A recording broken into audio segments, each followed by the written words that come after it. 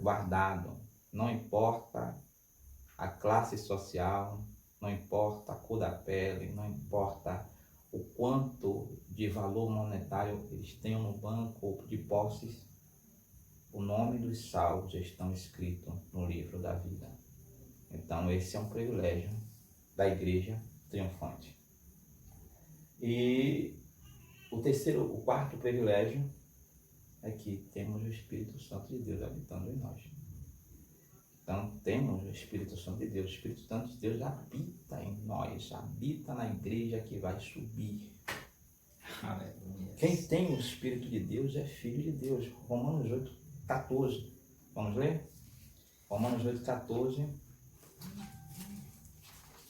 Do 14 ao 17.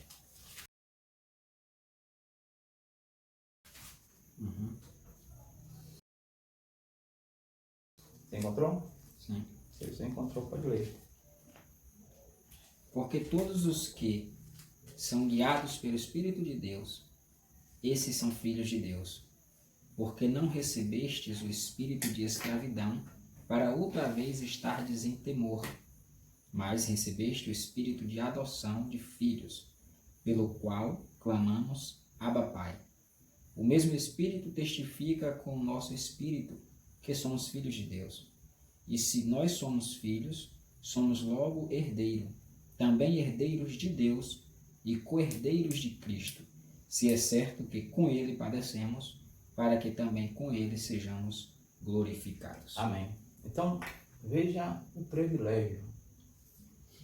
O privilégio. Onde é que estava o Espírito Santo? Estava lá em cima.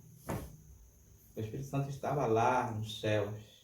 Jesus disse, eu vou rogar ao Pai para que Ele desça, para que Ele esteja com vocês. E Ele veio. E Ele está aqui, habitando em mim, habitando em você, habitando na igreja. A Bíblia diz que os filhos de Deus, eles são guiados pelo Espírito de Deus. Então o Espírito de Deus está em nós. E em Efésios capítulo 1, versículo 13, diz o seguinte, ó, em quem vós também estáis, depois de teres ouvido, depois que ouvistes a palavra da verdade, o evangelho da salvação, e tende nele também crido, foste selado com o Espírito Santo da promessa, o qual é o penhor da nossa herança para a redenção da possessão de Deus para o nosso louvor, para louvor da sua glória. Ou seja, o Espírito Santo está em nós como um selo e como uma garantia. O que é um selo? Selo é uma marca de exclusividade. E penhor é garantia. Penhor é garantia.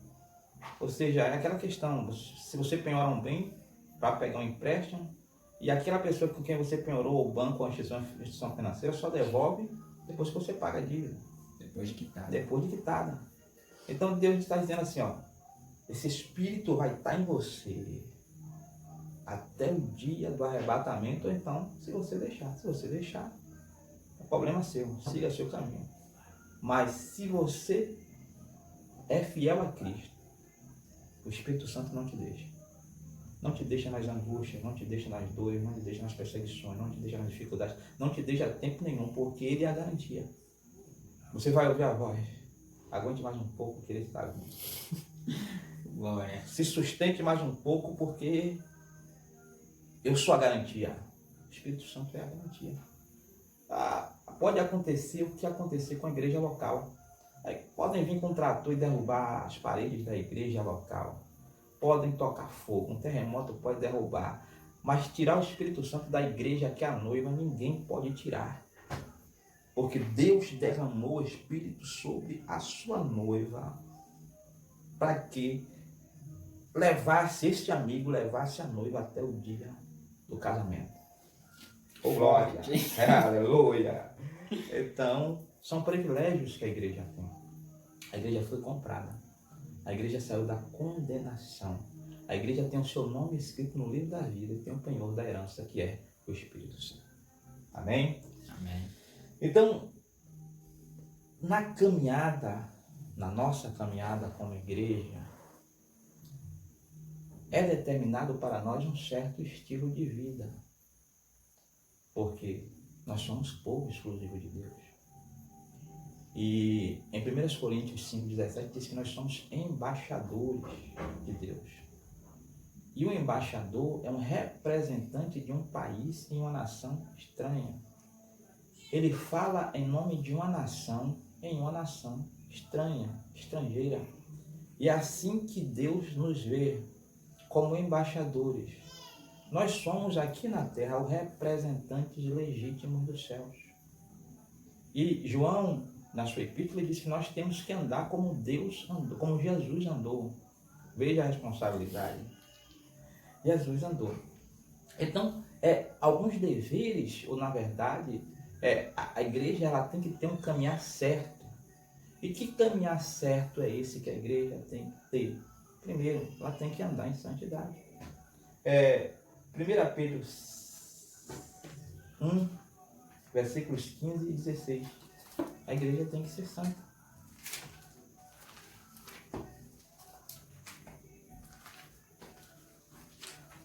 Se encontrou, pode ler. 1 Pedro 1, versículos 15 e versículos 16. Mas, como é santo aquele que vos chamou, sede vós também santo em toda a vossa maneira de viver. Veja o seguinte: como é santo aquele que vos chamou, a igreja, os que foram comprados, os que foram livres da condenação, os que têm o seu nome escrito no livro da vida, os que têm o Espírito Santo habitando nele, têm que procurar viver em santidade. E não só em uma coisa não, em toda a sua maneira de viver.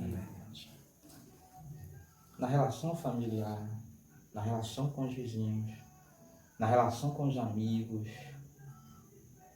tem que exalar a santidade. Não é virar um monge, se isolar dentro de uma caverna ou ir para os picos mais altos para se separar das pessoas. Mas trazer o padrão do céu para dentro de nós e da convivência. Certo? Fazer a diferença. Aquilo que o Salmo primeiro fala. Então, fazermos a diferença. Como é santo aquele que nos chamou. Então, Deus é a referência de santidade. Como é santo aquele que nos chamou, nós, a igreja, temos que sermos santos em toda a nossa maneira de viver. E a Bíblia fala sobre nenhuma palavra torpe sai dos vossos lábios, que a nossa palavra seja sã, temperada com sal. A Bíblia diz que os nossos olhares tem que, se o nosso olho se escandaliza, nós temos que tirá-lo, porque é melhor do que, é claro que é uma linguagem figurativa, é melhor entrar no reino com só olho do que ter os dois e ser lançado no inferno, né? Nós não podemos apresentar o nosso corpo como instrumento de iniquidade. Então, nós nos livrarmos do domínio da carne, do pecado que outrora dominávamos a nós, é buscarmos viver em santidade, falarmos a verdade, sermos justos, sermos íntegros dentro de uma sociedade que é injusta, é imoral, está apodrecendo. Nós somos o sal que conserva. Então, isso é viver em santidade e é dever da igreja. Por quê? O que é que o mundo espera de nós? Uma vida diferente. Todo mundo mente. Mas se um crente deslizar e mentir e alguém vê, você não é crente, irmão. Por quê? Porque ele espera a diferença. Ele espera a diferença. E eu vou ler aqui no Salmo 93 que diz o seguinte, ó: muito fiéis são os teus testemunhos. A santidade convém à sua casa, Senhor, para sempre. Então a santidade convém à casa do Senhor. Então a santidade é algo que é interior e se processa no externo, né? É uma coisa que sai de dentro para fora. Então nós temos que ser santos em tudo, em toda a nossa maneira de viver. É um dever da igreja. A segunda forma de andar desta igreja é a pureza. Mateus capítulo 5, versículo 8, diz o seguinte: bem-aventurados são os puros de coração, porque eles verão a Deus. E 1 Timóteo 5,2, vamos ver aqui 1 Timóteo 5,2.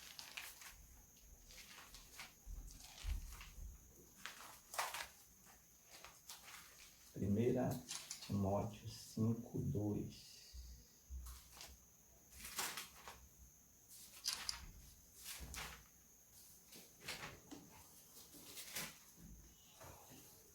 Primeira Timóteo 5:2 diz o seguinte. Eu vou ler o versículo 1 e o 2, diz assim: não repreendas asperamente os anciões, mas admoesta-os como a paz, e aos jovens como a irmãos, e às mulheres idosas como a mães, e às moças como irmãs, em toda pureza. Mateus capítulo 5, versículo 8 diz: bem-aventurados os puros de coração, porque eles verão a Deus. E o que é pureza? Como podemos retratar esta pureza de coração que é devida aos santos? Se você pega um copo de água cristalino, limpo, e vem um mosquito e cai dentro daquela água perdeu a pureza. Por quê? Porque é um corpo estranho dentro daquele líquido. A pureza de coração se dá pelo fato de você não acumular segundas intenções no seu coração. Você não acumular malícias, né? Não acumular a maldade. Então, bem-aventurados são os puros de coração, aqueles que não têm malícia, aqueles que não têm maldade, aqueles que não têm segunda intenção, aqueles que são íntegros. Ou seja, a palavra íntegro quer dizer inteiro. Então, bem-aventurados são os íntegros, certo? Que tem toda a integridade e pureza no seu coração. Como é que a igreja deve andar? Ela deve ser perseverante. A Bíblia diz que aquele que perseverar até o fim, este será salvo. E a perseverança se dá em meio aos obstáculos e às dificuldades. Você saiu de um ponto, crer em Cristo como Senhor e Salvador da sua vida, e vai ter que chegar a outro ponto, o arrebatamento da igreja ou a morte. Mas a forma que iremos passar para a eternidade não importa. O que importa é que nós consigamos guardar esta fé até o fim. E na nossa jornada teremos muitas propostas e muitas dificuldades a serem vencidas, e formas que se apresentarão diante de nós para que possamos esmorecer, desistir ou transigir com o pecado. A perseverança se dá de que forma? Em suportar as dificuldades, as tentações e aflições com paciência, sem abrir mão daquele que nos chamou, que é Cristo. É como uma corrida de obstáculos que nós vemos nas Olimpíadas, né? Tem aquele tiro que as pessoas saem correndo, mas a corrida não é normal.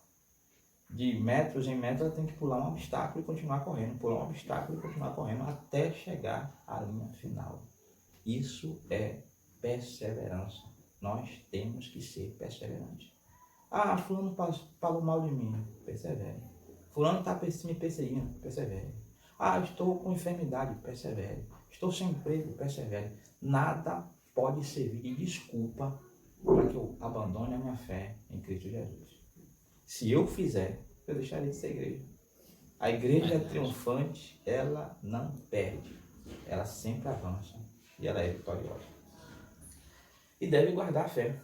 O texto que eu mais gosto da Bíblia. Vamos ler. 1 Timóteo 4,7. Esse texto, para mim, é um alento. Esse texto, para mim, quando eu leio esse texto, eu vejo a trajetória de Paulo. E eu olho assim, rapaz, um homem desse para vencer só poderia ser igreja. Um homem desse para suportar o que ele suportou só poderia ser igreja. E só poderia ter uma fé cravada em Jesus Cristo, porque senão não conseguiria vencer.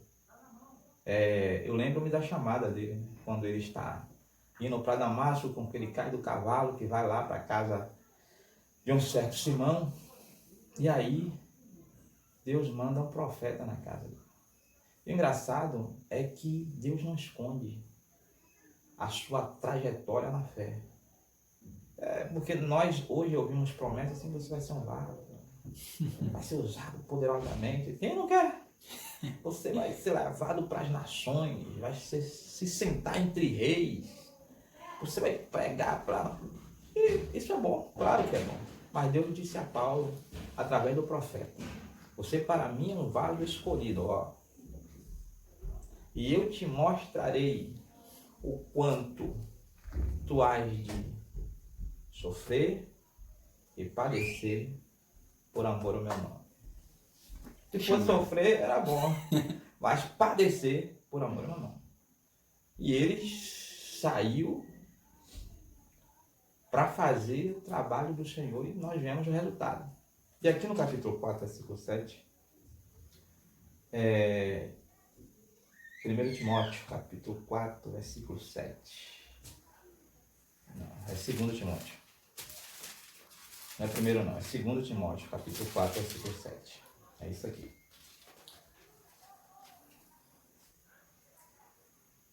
Encontrou? Encontrei. Diz o seguinte, ó. Porque eu, Paulo, já estou sendo oferecido por aspersão de sacrifício, e o tempo da minha partida está próximo. Combati o bom combate, acabei a carreira, guardei a fé. Desde agora a coroa da justiça me está guardada, a qual o Senhor, justo juiz, me dará naquele dia. E não somente a mim, mas também a todos que amarem a sua vinda. Meu Deus. Ele aqui está prestes a morrer. Sua segunda prisão, condenado à morte. Ele ia sair dali para ser decapitado, perder a sua vida. Mas ele está vibrando porque ele tem guardado a sua fé. A Bíblia diz: o justo viverá da fé. E se ele recuar, a minha alma não tem prazer nele. Gente, quantas pessoas não têm recuado por bobagem?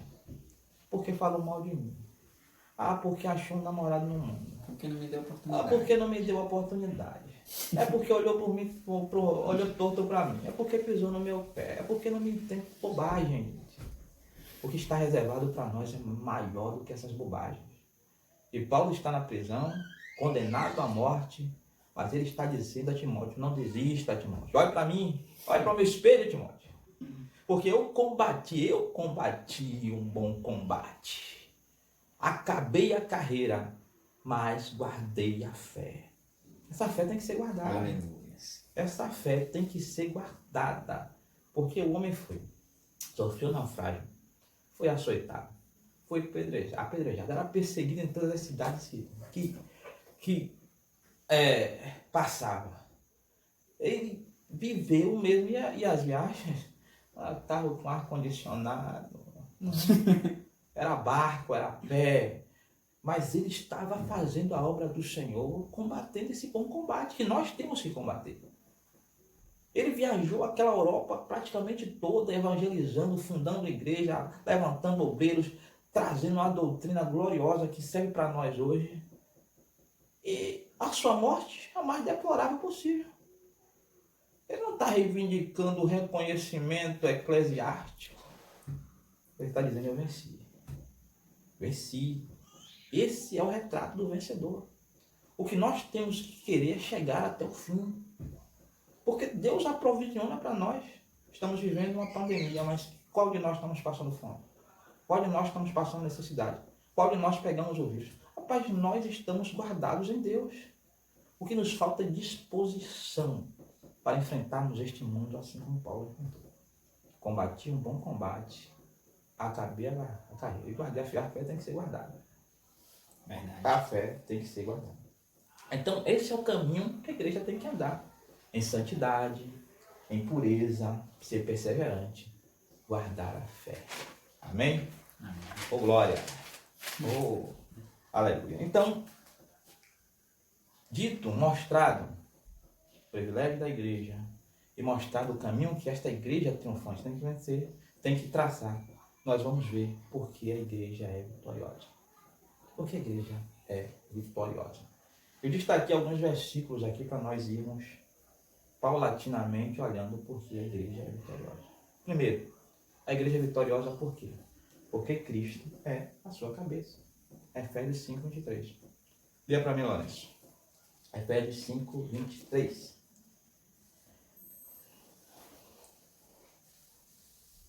Porque o marido é a cabeça da mulher, como também Cristo é a cabeça da igreja, sendo ele próprio o Salvador do corpo. Ou seja, Cristo é quem comanda a igreja.